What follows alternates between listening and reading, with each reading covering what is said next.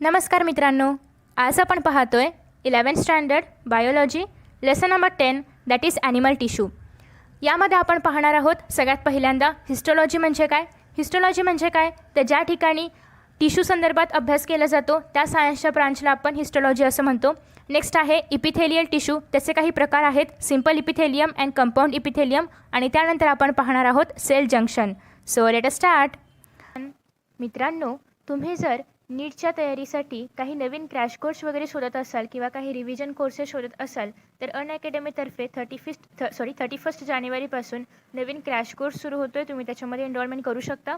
त्यासोबतच नवीन बॅच सुरू होती आहे अगेन फॉर नीट 2022च्या बॅचसाठी 2 फेब्रुवारीपासून. त्याचं नाव आहे अंतिम युद्ध. त्याचबरोबर जे स्टुडंट्स नीट देणार आहेत, जे फ्युचर डॉक्टर्स नीट देणार आहेत 2023मध्ये, त्यांच्यासाठी देखील काही बॅचेस ऑलरेडी आता जस्ट सुरू झालेले आहेत. तुम्ही त्यासाठी पण एनरोलमेंट करू शकता.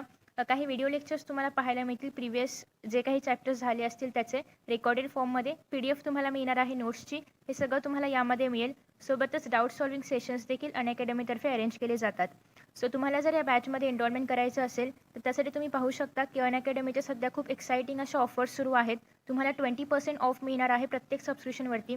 त्यासाठी तुम्हाला काय करायचं आहे, जस्ट डिस्क्रिप्शनपासून ते लिंक दिली आहे त्याच्यावरती क्लिक करायचं आहे आणि तुम्ही जर सुहानी 10 हा कोड वापरला तर तुम्हाला 20% डिस्काउंट या ठिकाणी मिळणार आहे. आणि ही ऑफर फक्त 30 जानेवारी आणि 31 जानेवारी दरम्यानच आहे. ॲज यू कॅन सी की 1 फेब्रुवारीपासून प्रायझेस 10%नी अजून वाढणार आहेत.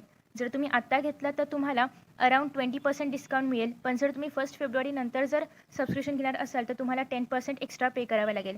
सो बेटर आहे, तुम्ही जर काही विचार करत असाल सबस्क्रिप्शन वगैरे घेण्याचा तर आत्ताच घेऊ शकता या 2 दिवसांमध्ये 30 आणि 31 जान दरम्यान. So thank you so much. First of all tissue म्हणजे काय हे आपण बघूया. तर as we know, tissue is a group of cells having same embryonic origin, same structure and same function. असे सेल्स की ज्यांचं ओरिजिन सेम आहे, म्हणजे सेम ओरिजिन म्हणजे काय, एक तर ते एंडोडम आहेत, एक्टोडम आहेत, मिझोडम आहेत, हे सगळं त्याच्यामध्ये येणार आहे. सोबतच त्यांचं स्ट्रक्चर सेम असायला पाहिजे, त्यांचं फंक्शन सेम असायला पाहिजे. असे जे काही सेल्स असतात त्यांच्या ग्रुपला आपण टिश्यू म्हणणार आहोत. So various tissues combine together in an orderly manner to form large functional unit called as organs. आणि असे सगळे टिश्यूज एकत्र येतात आणि ते टिश्यूज एका पर्टिक्युलर मॅनरमध्ये तयार होतात. कारण ऑब्वियसली जेव्हा आपण एखादं ऑर्गन पाहतो तेव्हा त्या ऑर्गनमध्ये काय काय काम करावं लागणार आहे त्याच्यानुसार टिश्यूज एकत्र येतात आणि त्यापासून तयार होतो एखादं ऑर्गन. आणि एका सेम सिस्टीममध्ये सपोज की डायजेस्टिव्ह सिस्टीम आहे, त्यामध्ये स्टमकची आवश्यकता आहे, स्मॉल इंटेस्टाईन आहे, लार्ज इंटेस्टाईन आहे, सोबतच लिव्हर वगैरे आहे. तर या सगळ्या ऑर्गन्सची या ठिकाणी आवश्यकता आहे. सो हे सगळे ऑर्गन्स जेव्हा एकत्र येतात तेव्हा त्यापासून तयार होते ती म्हणजे ऑर्गन सिस्टम. सो अशा पद्धतीने आपली बॉडी तयार होते. आधी सेल तयार होतं which is a structural and functional unit, minute unit. त्याच्यापासून सगळे cells same origin, same function. Same function म्हणजे काय, त्यांचं काम सेम असायला पाहिजे. सेम ओरिजिन म्हणजे काय, ते एकाच ओरिजिनमधून असले पाहिजे. एक तर एक्टोडम तर एक्टोडम, एंडोडम तर एक्टोडम, असे ते सेम ओरिजिनमधून असले पाहिजेत आणि त्यांचं फंक्शन आणि स्ट्रक्चर देखील सेम असायला पाहिजे. सो असे सगळे सेल्स मिळून टिश्यू तयार करतात. बरेचसे टिश्यू एकत्र येऊन ऑर्गन तयार करतात आणि बरेचसे ऑर्गन्स एकत्र येऊन ऑर्गन सिस्टम तयार करतात. आणि respiratory system, digestive system, excretory system, nervous system, circulatory system, अशा सगळ्या सिस्टीम्स एकत्र येऊन फायनली आपली बॉडी तयार होते. सो ही एक सायकल आहे किंवा याला आपण एक फ्लो चार्ट म्हणू शकतो की याच्या अनुसार आपल्या बॉडीमध्ये ऑर्गनायझेशन करण्यात आलेलं आहे. आफ्टर दॅट नेक्स्ट आहे की the cells are of 2 types. 2 प्रकारचे सेल्स असतात, सोमॅटिक सेल्स आणि जर्म सेल्स. हे तर आपण या आधीच्या चॅप्टरमध्ये पण पाहिलेलं आहे. सोमॅटिक सेल्स म्हणजे काय, आपल्या बॉडीमधले सगळे सेल्स एक्सेप्ट स्पर्म आणि ओवम. सो हे 2 सेल्स सोडून आपल्या बॉडीमध्ये जे काही सगळे सेल्स असतात त्याला आपण सोमॅटिक सेल्स म्हणतो. आणि फक्त स्पर्म आणि ओवम यालाच आपण जर्म सेल्स म्हणतो. इतर कोणत्याही सेलला आपण जर्म सेल्स नाही म्हणत. Okay. So the word somatic is derived from the Greek word that is called as soma. आणि सोमा म्हणजे काय, बॉडी. सो हे जे सोमॅटिक सेल्समधला सोमॅटिक शब्द आहे तर हा एक ग्रीक वर्ड आहे ज्याचा अर्थ होतो सोमा. सोमाचा अर्थ म्हणजे काय, body. All body cells of an organism except sperm and ova are somatic cells and the sperm and ova are germ cells. They belong to reproductive system. As you know की sperm आणि ova germ cells आहेत जे की reproductive सिस्टीममध्ये असतात. आता आपण पाहणार आहोत यानंतर हिस्टोलॉजी म्हणजे काय. So let us start. The study of structure and arrangement of tissue is called as histology. Histology म्हणजे काय, त्या टिश्यूचं स्ट्रक्चर कसं आहे, त्यांची अरेंजमेंट कशी करण्यात आलेली आहे, या सगळ्याला आपण म्हणतो हिस्टोलॉजी. आणि त्या टिश्यूच्या स्ट्रक्चरनुसार, फंक्शननुसार, त्याच्या अरेंजमेंटनुसार त्याचे जे काही प्रकार पडतात त्या सगळ्याचा अभ्यास आपण हिस्टोलॉजीमध्ये करतो. So there are 4 types of tissues present in animals, namely epithelial tissue, connective tissue, muscular tissue and nervous tissue. 4 प्रकारचे सेल्स आपल्या बॉडीमध्ये असतात. एपिथेलियल टिश्यू, त्यासोबतच आहे कनेक्टिव्ह टिश्यू, मस्क्युलर टिश्यू आणि नर्वस टिश्यू. नेक्स्ट आहे know the scientist. Marie François Xavier Bichat, French anatomist and pathologist, discover tissue. So यांना आपण थोडक्यात झेवियर बिचॅट किंवा मेरी फ्रान्सॉइस झेवियर बिचॅट पूर्ण त्यांचं नाव आहे. सो त्यांनी काय केलं होतं, टिश्यूची डिस्कवरी केली होती आणि त्यांना आपण फादर ऑफ हिस्टॉलॉजी असंही म्हणतो. आफ्टर दॅट नेक्स्ट आहे एपिथेलियल टिश्यू. आता एपिथेलियल टिश्यूमध्ये जर आपण पाहिलं तर याचं नाव कसं आहे, एपिथेलियलमध्ये एपी म्हणजे काय अबव आणि थेलियम म्हणजे काय लेअर ऑफ सेल्स. आता या ठिकाणी अबव म्हणजे काय, ऑब्वियसली आपल्या बॉडीच्या अप्पर सर्फेसवरती प्रेझेंट असणार आहेत, एक्सटर्नल सर्फेसवरती प्रेझेंट असणार आहेत आणि काही इंटर्नलमध्ये पण प्रेझेंट असतात. सो त्या ठिकाणी त्याचे अनेक प्रकार आहेत. त्याच्यामध्ये स्क्वॅमस एपिथेलियल आहे, कॉल्युमनार एपिथेलियम आहे, क्युबॉइडल एपिथेलियम आहे. तर त्यांच्या प्रकारानुसार ते आपल्या बॉडीमध्ये प्रेझेंट असतात. फर्स्ट ऑफ ऑल या ठिकाणी epithelial tissue forms a covering on inner and outer surface of the body and organs.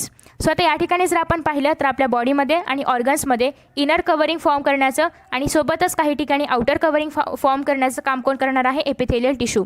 The cells of this tissue are compactly arrange. Compactly म्हणजे काय, एकदम चिटकून अरेंज्ड असतात. यांच्यामध्ये अजिबात स्पेस वगैरे काही प्रेझेंट नसतं. तुम्ही जर या ठिकाणी डायग्राममध्ये पाहिलं, let me show you diagram.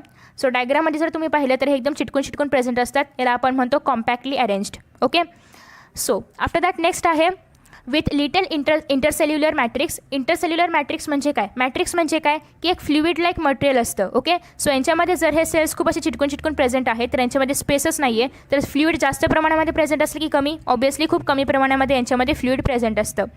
Cells rest on non cellular basement membrane. आता हे नॉन सेल्युलर बेसमेंट मेम्ब्रान काय आहे ते पण मी तुम्हाला दाखवते, 1 मिनिट. सो या ठिकाणी जर आपण पाहिलं हे सेल्स आहेत आणि या सेल्सच्या जर आपण खाली पाहिलं तर या ठिकाणी तुम्हाला बेसमेंट मेम्ब्रान पाहायला मिळते.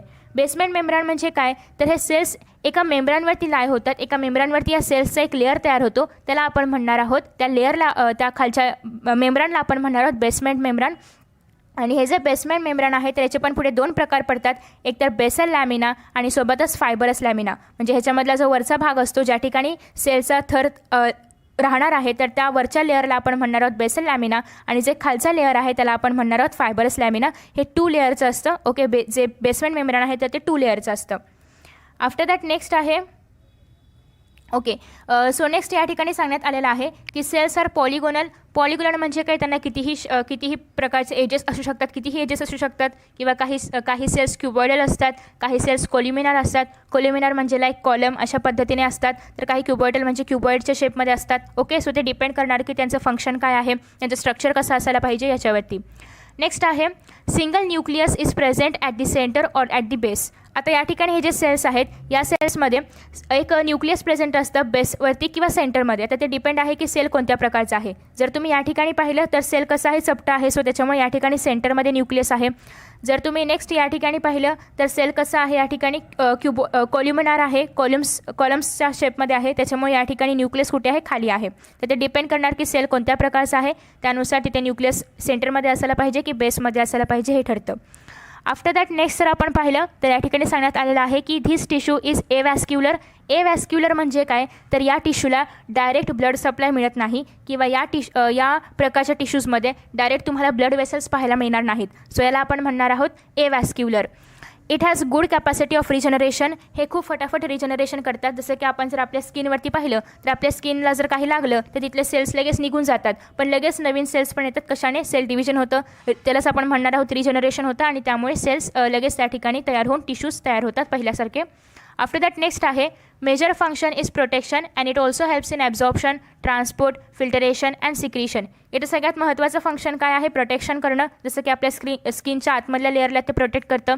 त्याचबरोबर काही ठिकाणी हे ॲब्झॉर्प्शनचं काम करतं, काही ठिकाणी फिल्टरेशनचं. किडनीमध्ये वगैरे जे सेल्स आहेत, जे टिश्यूज आहेत तर ते फिल्टरेशनचं काम करतात. काही ठिकाणी सिक्रिशनचं काम केलं जातं आणि त्याच्या अकॉर्डिंगली त्यांचं स्ट्रक्चर वगैरे ठरतं. Epithelial tissue is classified into 2 types. या एपिथेलियल टिश्यूचं पुन्हा 2 प्रकारामध्ये क्लासिफिकेशन केलं जातं.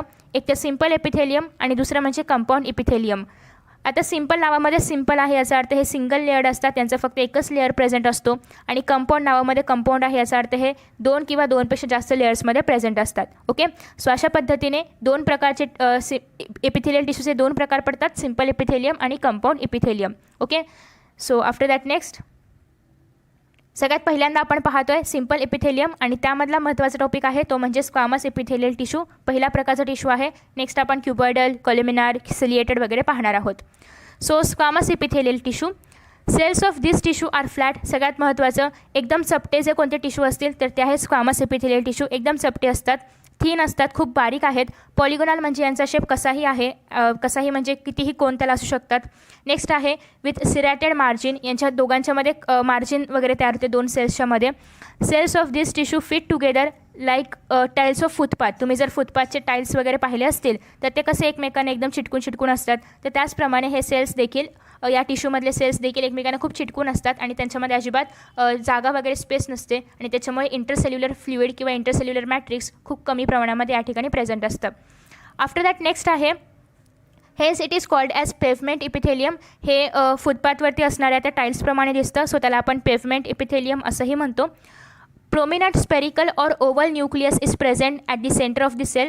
या ठिकाणी तुम्हाला न्यूक्लियस पाहायला मिळते हे ब्लॅक कलरचं, तर हे एकतर ओव्हल शेपमध्ये असतं किंवा इट मे बी स्पेरिकल शेपमध्ये पण असू शकतं ते.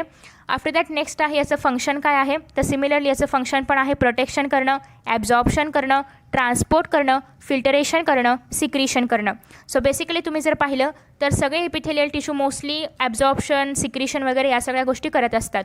नेक्स्ट आहे it is found in blood vessels. आपल्या बॉडीमध्ये जे ब्लड वेसल्स प्रेझेंट आहेत, जे एल्विओलाय प्रेझेंट आहे, तुम्हाला माहिती असेल आपल्या लंग्समध्ये एल्विओलाय प्रेझेंट आहेत. त्याच्यानंतर सिलोम म्हणजे काय बॉडी कॅव्हिटी, या सगळ्या ठिकाणी आपल्याला स्क्वामस एपिथेलियल टिश्यू पाहायला मिळतात. ओके, सो हे कुठे कुठे पाहायला मिळतात हे सगळ्यात महत्त्वाचं आहे. हे जे ब्लड वेसल्स, एल्विओलाय वगैरे आहे हे एक्झाम्पल्स लक्षात ठेवणं गरजेचं आहे. ओके, तुम्ही त्याचं डायग्राम पण बघू शकता. आता डायग्राममध्ये जर आपण पाहिलं एपिकल सरफेस म्हणजे काय, सगळ्यात वरचा सरफेस. या ठिकाणी बेसमेंट मेम्ब्रान आहे. या ठिकाणी बॅसोलॅटरल सरफेस म्हणजे काय, जो दोन सेल्सचा, असं जर या ठिकाणी आपण पाहिलं तर लॅटरल म्हणजे काय, उभा, असा जो सरफेस आहे आपण म्हणतो बॅसोलॅटरल सरफेस. आफ्टर दॅट नेक्स्ट आहे क्युबॉइडल एपिथेलियम. क्युबॉइडलमध्ये नावातच क्यूब आहे, याचा अर्थ यांचं structure as a cube like असणार आहे आणि सिंगल लेअर असणार आहे कारण सिंपल एपिथेलियम आहे. So in this the cells are cuboidal in shape with a spherical nucleus at the centre. सेंटरमध्ये न्यूक्लियस आहे, स्पेरिकल आहे. आणि आफ्टर दॅट नेक्स्ट आहे की याचं फंक्शन आहे ॲब्झॉर्प्शन करणं, सिक्रिशन करणं, etcetera. It is found in lining of pancreatic duct. जे पॅनक्रियाटिक डक्ट्स आहेत तर त्यांच्यामध्ये मोस्टली आपल्याला क्युबॉइडल एपिथेलियम पाहायला मिळतात. आणि नेक्स्ट आहे सलायवरी डक्ट. सो बेसिकली तुम्हाला जर डक्टमध्ये कोणते टिश्यू पाहायला मिळतात असं विचारलं तर त्याचं नाव तुम्ही क्युबॉइडल एपिथेलियम लिहू शकता, कारण क्युबॉइडल एपिथेलियम जास्त करून डक्ट्समध्ये वगैरे पाहायला मिळतात. मग ते पॅनक्रियाटिक डक्ट असो किंवा सलायवरी डक्ट असो, प्रॉक्सिमल आणि डिस्टल कॉन्व्होलेटेड ट्युब्युल्स जे की नेफ्रॉन्समध्ये म्हणजेच इनडायरेक्टली किडनीमध्ये प्रेझेंट असतात, याला आपण PCT आणि DCT म्हणतो सिंपल लँग्वेजमध्ये. ओके, सो बेसिकली किडनीमध्ये पण आपल्याला क्युबॉइडल एपिथेलियम पाहायला मिळतं. क्युबॉइडल एपिथेलियमचं स्ट्रक्चर तुम्ही या ठिकाणी पाहू शकता. सगळ्यात पहिल्यांदा सेलचा लेअर आहे, त्याच्या खाली बेसमेंट मेम्ब्रान प्रेझेंट आहे आणि बेसमेंट मेम्ब्रानच्या खाली कनेक्टिव्ह टिश्यूचा लेअर असतो, कारण ॲज यू नो की हे जे टिश्यूज आहेत या ठिकाणी इपिथेलियल टिश्यू, तर इपिथेलियल टिश्यू वॅस्क्युलर असतात. यांच्यामध्ये कुठेही वेसल्स वगैरे, ब्लड वेसल्स वगैरे प्रेझेंट नाही आहेत, सो त्यांना ब्लड सप्लाय करण्याचं काम हे कनेक्टिव्ह टिश्यू करतात. Okay, so after that next आहे ते म्हणजे कॉलमिनार एपिथेलियम. यांच्यामध्ये कॉलम हा शब्द आहे. कॉलम म्हणजे काय, या ठिकाणी अशा पद्धतीचे कॉलम्स प्रेझेंट असतात. ओके, म्हणजे हे सेल्स असे मोठे रेक्टँगल शेपमध्ये असणार आहेत. So columnar epithelium cells are tall असतात, उंच असतात पिलरप्रमाणे. Inner ends of the cells are narrow while free ends are broad and flat.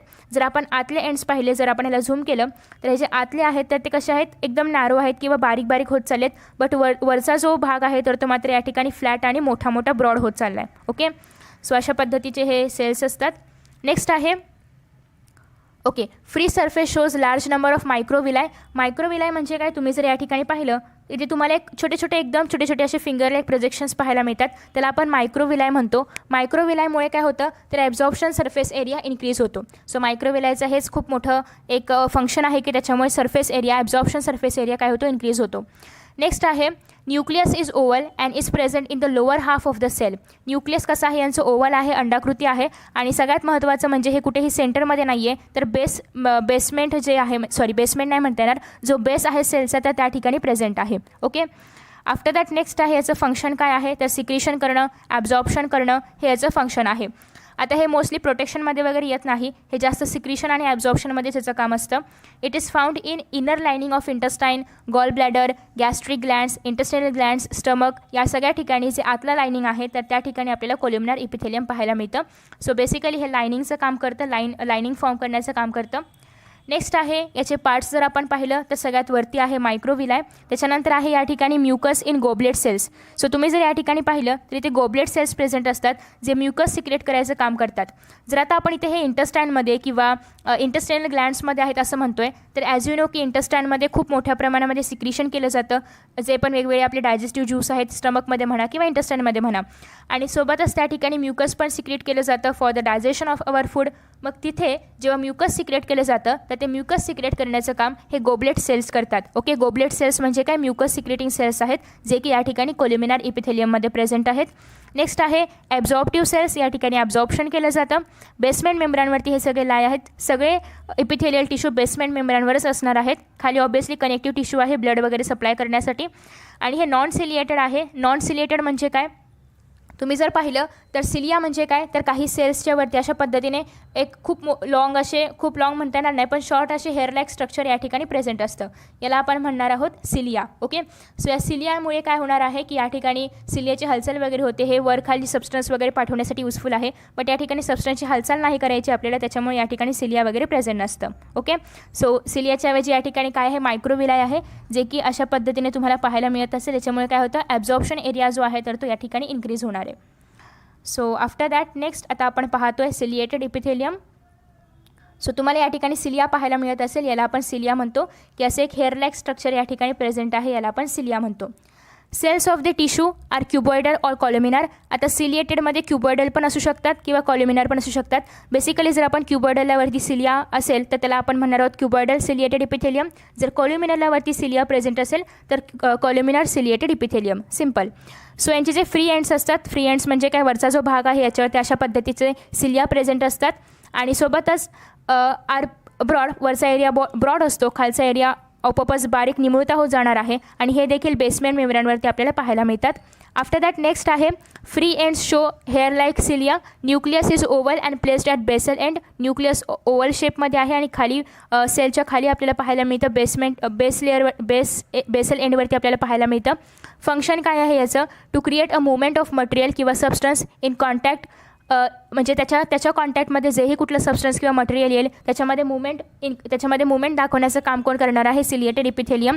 सोबतच ही मुवमेंट एका स्पेसिफिक डायरेक्शनमध्ये असते. असं नाही की ते कसे पण हलणार आणि सबस्टन्सला कसे पण फिरवणार असं नाही आहे. तर ही मुवमेंट एका पर्टिक्युलर डायरेक्शनमध्ये होत असते. सगळं एकाच वेळी इकडे, सगळं एकाच वेळी इकडे असे ते मूव्ह करत असतात. त्यांच्यामध्ये पण एक कॉर्डिनेशन आहे. After that next and thus able to prevent entry of foreign particle in the trachea. आणि हे आपल्या ट्रॅकियामध्ये बेसिकली प्रेझेंट असतात. आणि ट्रॅकियामध्ये जर आपण पाहिलं, ही आपली ट्रॅकिया आहे, तर ट्रॅकियामध्ये हे प्रेझेंट असतात आणि हे नेहमी अशा या दिशेने, वरच्या दिशेने हे हलत असतात. वरच्या दिशेने का हलतात, तर सपोज की एखादं कुठलं पण धुळीचा वगैरे कण जर या ठिकाणी आला तर ते त्या कणाला बाहेर, म्हणजे तोंडावाटे बाहेर जावं असं पाठवत असतात या सिलियाच्या मार्फत. आणि ते सिलिया त्या लेअरला किंवा त्या कणाला वरती घेऊन याचं काम करतं आणि मग आपल्याला शिंका वगैरे येतात तर ते आपल्या जे पण धुलीकण वगैरे असेल तर तो बाहेर पडण्याचं काम या सिलियामुळे होतं किंवा सिलिएटेड इपिथेलियममुळे होतं. सो बेसिकली ते त्या पार्टिकलला बाहेर ढकलतं.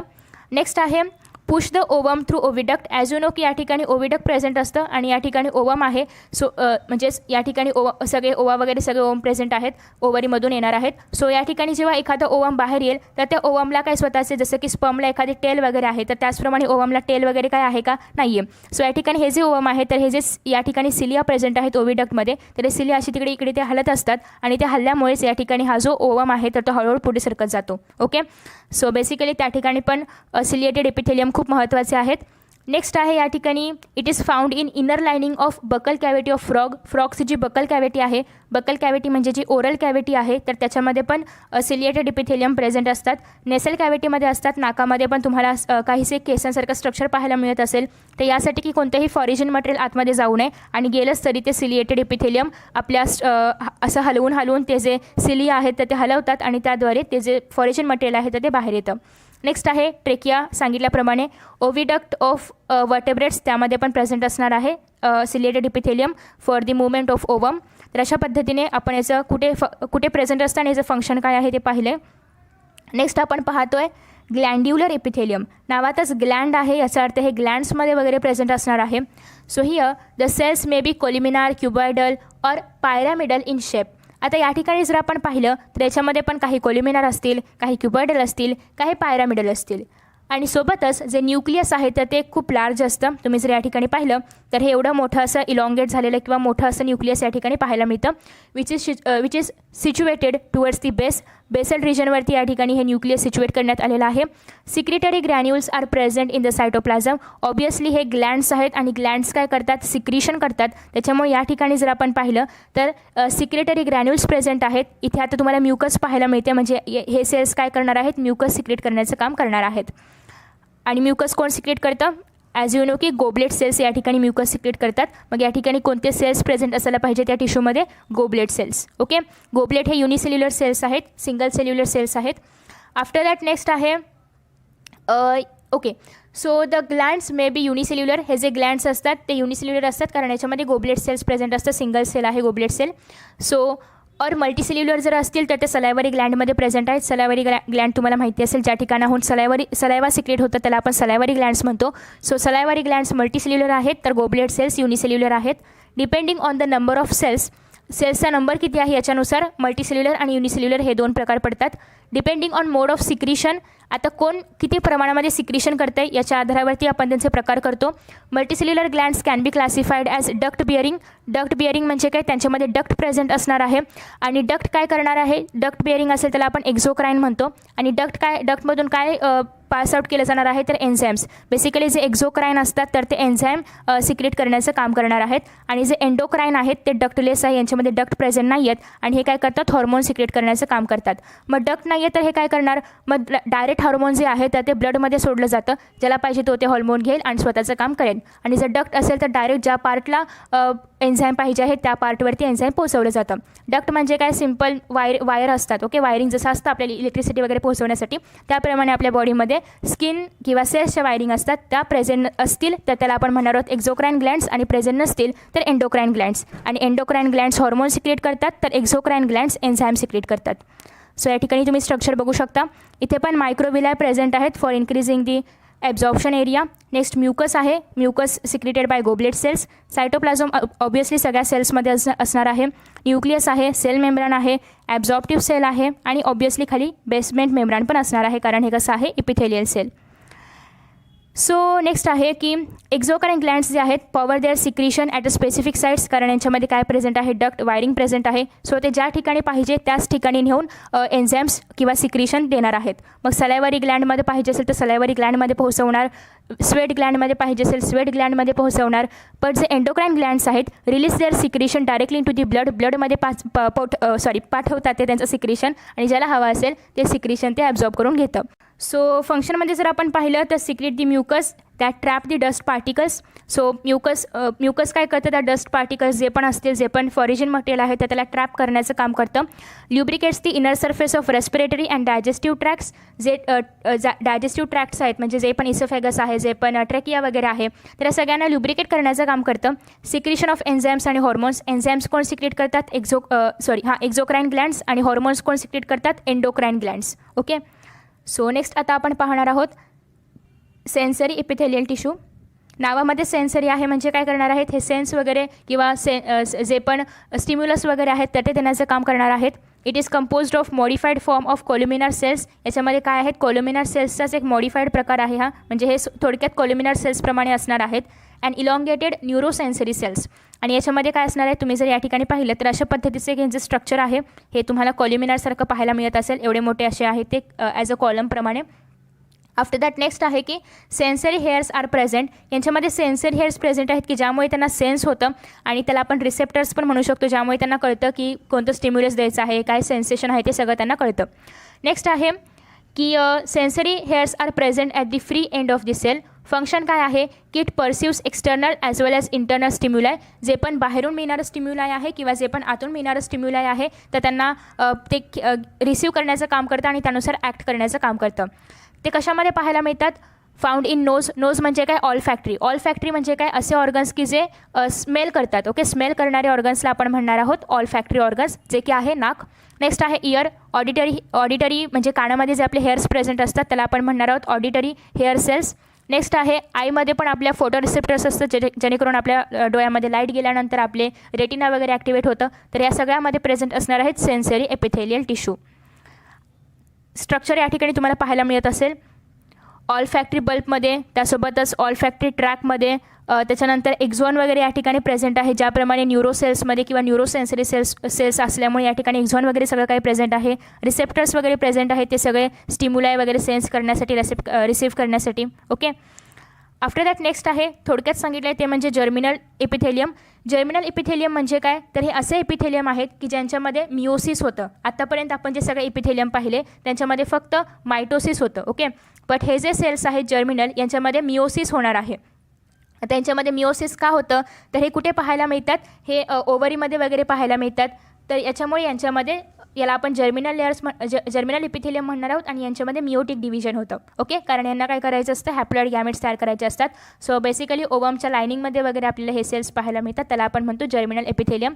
आणि जर्मिनल एपिथेलियम हेच असे सेल्स आहेत की which only divide by meiotic cell division. Okay, next आहे सो नेक्स्ट आता आपण पाहणार आहोत that is compound epithelium. Compound एपिथेलियममध्ये पण दोन प्रकार आहेत, स्ट्रॅटिफाईड आणि ट्रान्झिशनल. स्ट्रॅटिफाईड म्हणजे काय? लेअर असणारं. स्ट्रॅटिफाय म्हणजे काय? बेसिकली लेअर असणं. सो या ठिकाणी तुम्हाला कंपाऊंड एपिथेलियममध्ये बरेचसे लेअर पाहायला मिळणार आहेत, कारण कंपाऊंड एपिथेलियम मल्टी लेअर्ड असतं. सो फर्स्ट वन आहे that is stratified epithelium. Nucleus is present in stratum germinativum, म्हणजे या ठिकाणी जो म्हणजे थोडासा या ठिकाणी जो खालचा लेअर असतो त्या ठिकाणी यांचं न्यूक्लियस प्रेझेंट असतं. Cells at free surface become flat and lack nucleus called as stratum corneum. आणि जो वरचा सरफेस आहे तो फ्लॅट असतो आणि या ठिकाणी वरती न्यूक्लियस नसतं, खालच्या लेअरमध्ये फक्त न्यूक्लियस असतं. आणि जर आपण या ठिकाणी पाहिलं तर हा जो वरचा लेअर आहे याला आपण स्ट्रॅटम कॉर्नियम म्हणतो. बेसिकली यामध्ये पण दोन प्रकार पडतात. एक तर स्ट्रॅटिफाईड असतात त्याच्यामध्ये केराटिनाइज्ड. ओके, पहिला प्रकार असतो केराटिन. तुम्हाला केराटिन माहिती असेलच ना. सो केराटिनाइज्ड आणि दुसरं म्हणजे नॉन केराटिनाइज्ड. आता केराटिनाइज्ड कुठे कुठे असतं? जसं की आपल्या हेअर्समध्ये किंवा आपल्या नेल्समध्ये असतात, ते म्हणजे केराटिनाइज्ड. आणि नॉन केराटिनाइज्ड कुठे कुठे असतं? बकल कॅव्हिटीमध्ये वगैरे नॉन केराटिनाइज्ड स्ट्रॅटिफाईड एपिथेलियम पाहायला मिळतात. सोबतच हे जे कॉर्नियम आहे, कॉर्नियम म्हणजे पण बेसिकली केराटिन. ओके, सो या ठिकाणी स्ट्रॅटम कॉर्नियममध्ये काय? एक केराटिनाइज्ड लेअर यांच्यावरती प्रेझेंट असतो. एकदम वरचा थर असतो, सगळ्यात वरचा थर, सगळ्यात अप्परमोस्ट थर जो असतो तर तो असणार आहे केराटिनचा. केराटिन ज्या ठिकाणी खूप मोठ्या प्रमाणामध्ये केराटिन असतं त्या ठिकाणी डेड सेल्स जास्त असतात. ओके, सो फंक्शन काय आहे? बेसिकली प्रोटेक्शन आहे. एपिडर्मिस ऑफ स्किनचा वरचा जो आपला लेअर आहे तर तो स्ट्रॅटिफाईड एपिथेलियमचा आहे. इसोफेगसमध्ये आहे, अन्ननलिकेमध्ये, कॉर्नियामध्ये आहे, वजायनामध्ये आहे, रेक्टममध्ये आहे. या सगळ्या ठिकाणी, या सगळ्या पोझिशन्समध्ये आपल्याला स्ट्रॅटिफाईड एपिथेलियम पाहायला मिळतं. आणि स्पेशली जर स्ट्रॅटिफाईड नॉन केराटिनाइज्ड एपिथेलियम विचारलं असेल तर ते फक्त बकल कॅव्हिटीमध्ये पाहायला मिळतं. या ठिकाणी कुठे समावेश नाही केला आहे, सो ते तुम्ही लक्षात ठेवलं नाही ठेवलं तरी पण चालेल, ॲज यू विश. तुम्ही जर नीट किंवा MST CET देणार असाल तर मात्र लक्षात ठेवा. नेक्स्ट आहे ट्रान्झिशनल एपिथेलियम. ट्रान्झिशनल म्हणजे काय? लवचिक. म्हणजे आपण त्यांचा शेप वगैरे चेंज, म्हणजे शेप म्हणण्यापेक्षा आपण ते कॉन्ट्रॅक्ट आणि रिलॅक्स करू शकतो. ओके, याला आपण म्हणणार आहोत transitional epithelium. So structure of transitional epithelium is same like stratified epithelium. Structure same आहे, लेअर जास्त असणार आहेत, मल्टी लेअर्ड असणार आहे, हे सगळं सेम आहे. The cells can undergo a change in the shape and structure. त्यांच्या शेपमध्ये कॉन्ट्रॅक्शन आणि रिलॅक्सेशन होत असल्यामुळे चेंजेस होतात. सोबतच किती प्रमाणामध्ये आपण त्याला स्ट्रेच करतो याच्यावरती हे सगळं डिपेंड असतं. फंक्शन काय असतं? डिस्टेन्शन ऑफ ऑर्गन. डिस्टेन्शन म्हणजे काय? स्ट्रेच करणं, कॉन्ट्रॅक्ट करणं, रिलॅक्स करणं, हे सगळं करण्याचं काम ट्रान्झिशनल एपिथेलियमचं असतं. बेसिकली हे युरिनरी ब्लॅडरमध्ये प्रेझेंट असतं. जेव्हा मोठ्या प्रमाणामध्ये सपोज की युरिनरी ब्लॅडर आहे त्यामध्ये आता युरिन कंटेंट झालेली आहे तर ती हळूहळू स्ट्रेच होत जाणार आणि युरिन जेव्हा एक्स्ट्रॅक्ट केली जाणार, म्हणजे युरिन जेव्हा एक्सक्रेटरी ऑर्गन्स थ्रू बाहेर फेकली जाणार तर तेव्हा मात्र ते त्याच्यामध्ये कोणतंही फंक्शन नसल्यामुळे किंवा ते कोणतेही फंक्शन करत नसल्यामुळे ते पुन्हा रिलॅक्स होणार. ओके, सो त्याचप्रमाणे हे युटेरसमध्ये पण प्रेझेंट असतात. जेव्हा तिथे कोणत्याही प्रकारचं एम्ब्रिओ वगैरे असेल तेव्हा ते स्ट्रेच होत जाणार, जेव्हा एम्ब्रिओ वगैरे काही नसेल तेव्हा ते रिलॅक्स पोझिशनमध्ये असणार. तर अशा पद्धतीने ट्रान्झिशनल एपिथेलियम स्ट्रेचिंगचं वगैरे काम करतात. आफ्टर दॅट नेक्स्ट आहे सेल जंक्शन. सगळ्यात महत्त्वाचा भाग आहे. So, the epithelial cells are connected to each other laterally as well as basement membrane by junctional complexes called as cell junction. आता बेसिकली या ठिकाणी आपण जर पाहिलं तर सेल जंक्शन म्हणजे काय, first of all let me show you. तर हा एक सेल आहे, हा एक सेल आहे, याच्यामध्ये हे न्यूक्लियस, सायटोप्लाझम वगैरे सगळं काही प्रेझेंट आहे. आता या दोन सेलला एकत्र पण कोणीतरी पकडून ठेवायला पाहिजे, नाहीतर ते दोन सेल जर निघून गेले म्हणजे बाजूला झाले तर त्या ठिकाणी स्पेस तयार होईल तर आणि ते योग्य नाही आहे. मग त्याच्यामुळे या ठिकाणी या दोघांना पकडून ठेवण्याचं काम कोण करणार आहे, सेल जंक्शन. ओके, मग ते सेल जंक्शन या ठिकाणपासून इथपर्यंत त्या सेलला एक दुसऱ्यांसोबत बांधून ठेवण्याचं किंवा कंबाईन करण्याचं काम करतं. सो बेसिकली हे फक्त बांधून ठेवण्याचं काम करणार आहे. आणि सोबतच जर त्यामधून काही या सेलमधले काही आयन, सपोज की या सेलमध्ये एखादं आयन जास्त आहे आणि ते या सेलमध्ये खूप कमी आहे, तर ते बॅलन्स करण्यासाठी या सेलमधलं काही आयन्स यामध्ये जातात, त्याच्यामधले काही आयन्स याच्यामध्ये जातात, तर ते सगळं इकडून तिकडे पासआउट करण्याचं काम पण कशा थ्रू होणार आहे, cell junctions through. Okay, so basically हे एपिथेलियल टिश्यूमध्ये आपल्याला पाहायला मिळतं. सगळ्यात पहिल्यांदा याचे पण काही प्रकार्स आहेत. जर तुम्ही सुरुवातीला या ठिकाणी जर वरचा भाग पाहिला तर वरच्या भागामध्ये तुम्हाला टाईट जंक्शन्स पाहायला मिळतात. टाईट म्हणजे काय, तर हे खूप टाईटली अटॅच करतात दोन्ही पण सेल्सला. ओके, दोन्ही पण सेल्सला हे खूप टाईटली अटॅच करणार आहेत आणि these junctions mainly cell polarity prevent lateral diffusion of proteins आणि आयन्स. आता ज्या ठिकाणी टाईट जंक्शन असणार आहे त्या ठिकाणाहून अजिबात आयन्स किंवा प्रोटीन्स काहीच पासआउट होणार नाहीत, तुझं माझं असं या ठिकाणी असणार आहे ज्या ठिकाणी टाईट जंक्शन असेल. सो टाईट जंक्शन बऱ्यापैकी या भागामध्ये वगैरे असतं, ज्या ठिकाणी मेम्ब्रान वगैरे असतं त्या भागामध्ये टाईट जंक्शन असतं आणि या ठिकाणाहून कोणतंही आयन्स किंवा प्रोटीन्स वगैरे इकडून तिकडे जात नाहीत. नेक्स्ट आहे दुसरं म्हणजे गॅप जंक्शन. आता या ठिकाणी जर आपण पाहिलं तर मध्ये आपल्याला इथे छोटासा गॅप वगैरे पाहायला मिळेल आणि त्या गॅप जंक्शनमधून आयन्स किंवा प्रोटीन्स या सेलमधले या सेलमध्ये वगैरे पासआउट होऊ शकतात. सो बेसिकली अशा पद्धतीने गॅप्स आपल्याला पाहायला मिळतात की ज्यामधून प्रोटीन्स किंवा आयन्स इकडून तिकडे जाऊ शकतात. This intercellular connection allows passage of ions and small molecules between cells as well as exchange of chemical messages between cells. Chemical message पण एक्सचेंज केला जातो, जे पण रिॲक्शन्स वगैरे असतील ते पण या ठिकाणी एक्सचेंज वगैरे केले जातात. म्हणजे रिॲक्शन्समध्ये रिॲक्शन नाही, प्रोडक्ट्स किंवा रिॲक्टन्स वगैरे पण एक्सचेंज केले जातात. नेक्स्ट आहे त्याच्यानंतर आहे ॲडियरन्स जंक्शन. ॲडियरन्स जंक्शन म्हणजे काय, तर याच्यामध्ये जर आपण पाहिलं, लेट मी शो यू, या डायग्राममध्ये जर आपण पाहिलं तर अशा पद्धतीने ॲडियरन म्हणजे काय, बेसिकली ॲडियरन म्हणजे असं पकडून ठेवणं किंवा it is involved in various signalling pathways. म्हणजे सिग्नल इकडून तिकडे पासआउट करणं आणि दोन सेल्सला एकदम असं पकडून ठेवणं, म्हणजे त्यांचे असे ब्रांचेस वगैरे गेलेले आहेत त्याच्यामुळे ते दोन सेल्स असे पकडून ठेवले जातात. याच्यामध्ये पण दोन आहेत टाईप्स. फर्स्ट आहे डेस्मोझोम्स. डेस्मोझोम्स काय करतं, provide mechanical strain to epithelial tissue, cardiac muscles and meninges. So आता या ठिकाणी जर आपण पाहिलं मिनिंजेस, सो कार्डियक मसल मिनिंजेसमध्ये आणि इपिथेलियल टिश्यूमध्ये एक मेकॅनिकल स्ट्रेन प्रोव्हाइड करायचं काम करतं. या ठिकाणी तुम्ही जर पाहिलं तर बेसिकली हे जसं की एखादी स्प्रिंग वगैरे असते, जसे की स्प्रिंग किंवा एखादं कोणतं पण तुम्ही काही गॅजेट्समध्ये वगैरे पाहिलं असेल तर अशा पद्धतीने एक स्प्रिंग टाईप स्ट्रक्चर असतं आणि ते दोन्ही पण ह्याला एकत्र पकडून ठेवतं. त्याचप्रमाणे या ठिकाणी दोन सेल्सला पकडून ठेवण्याचं काम केलं जाते, मेकॅनिकल स्ट्रेन द्यायचं काम केलं जातं.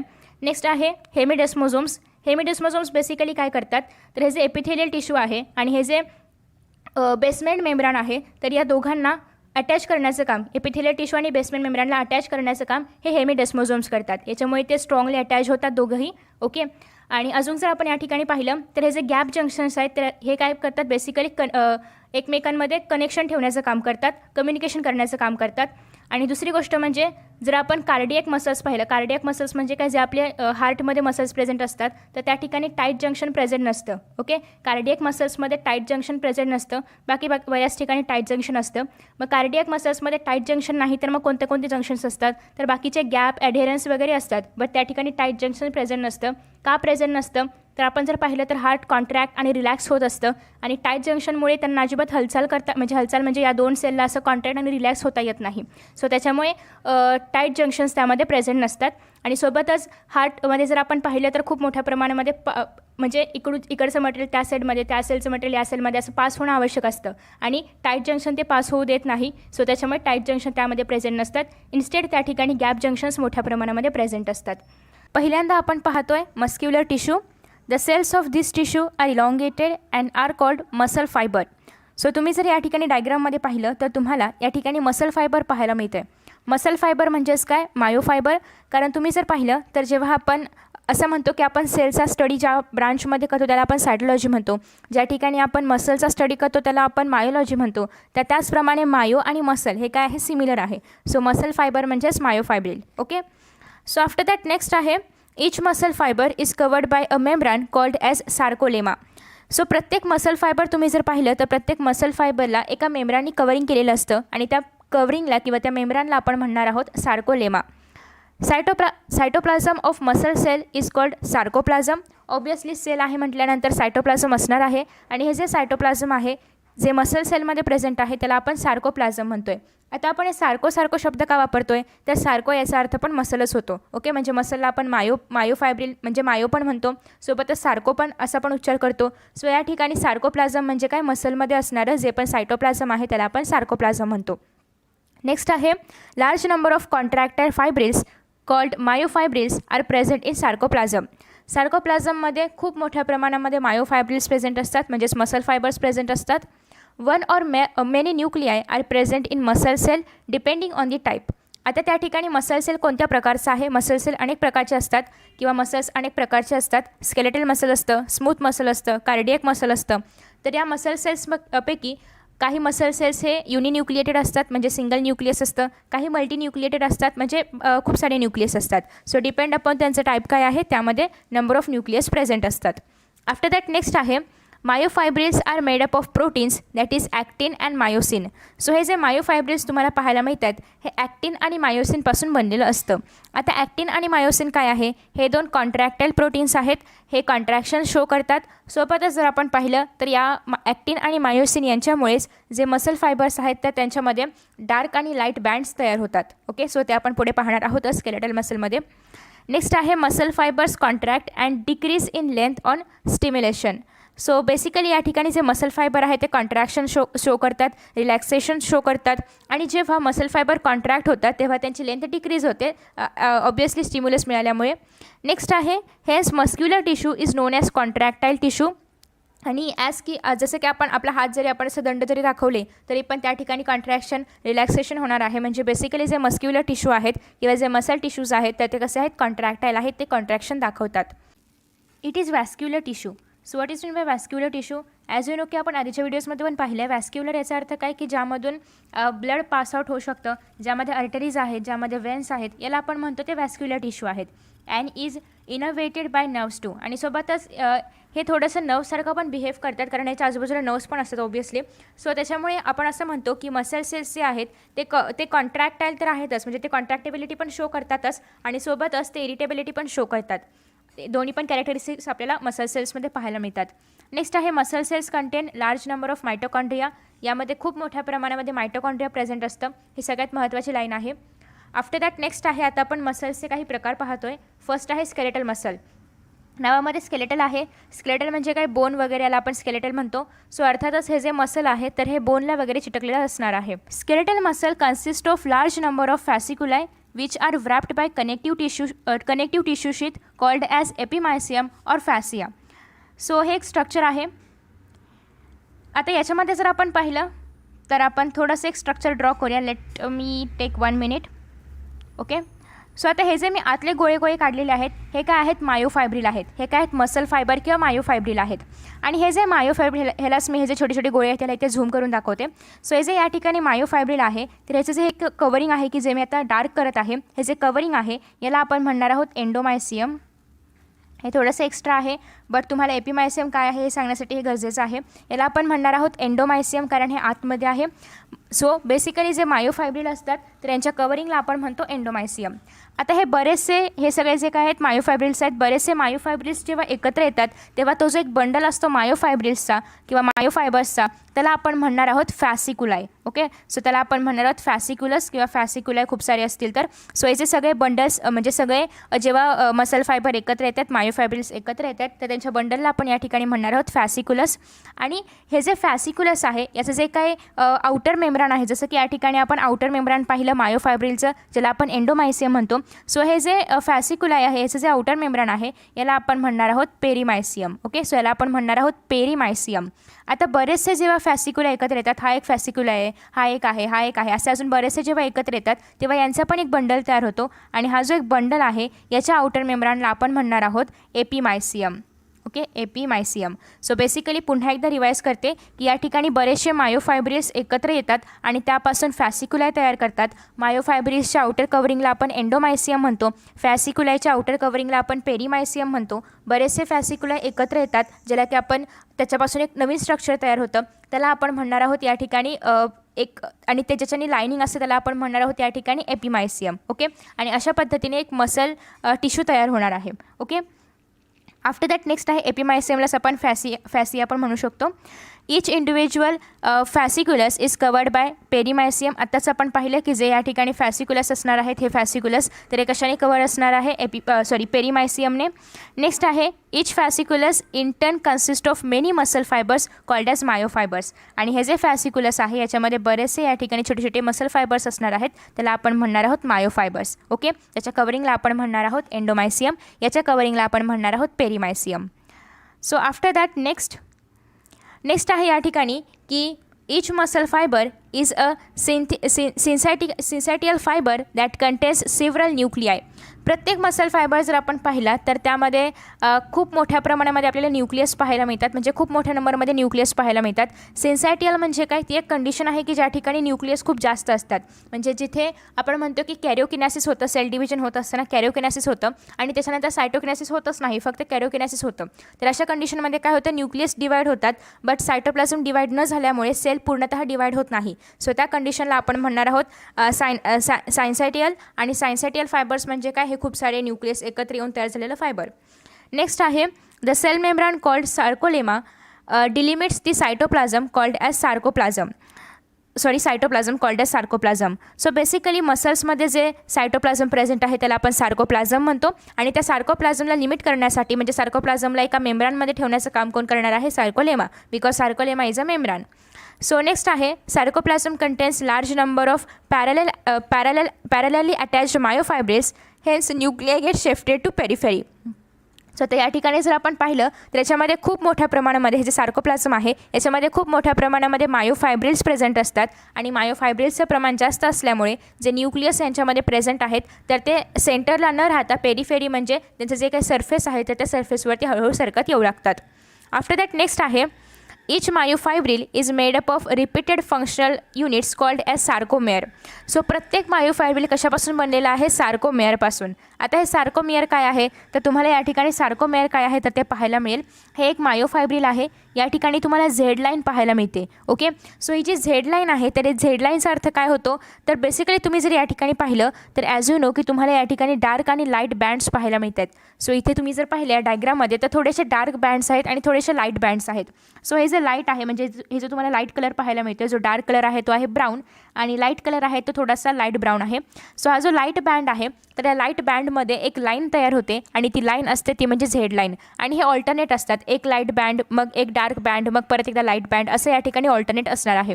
सो इथे लाईट आहे म्हणजे ऑब्वियसली मध्ये डार्क आणि इथे पुन्हा लाईट बँड असणार आहे, आणि या लाईट बँडवरती पण सेम झेड लाईन प्रेझेंट असणार आहे.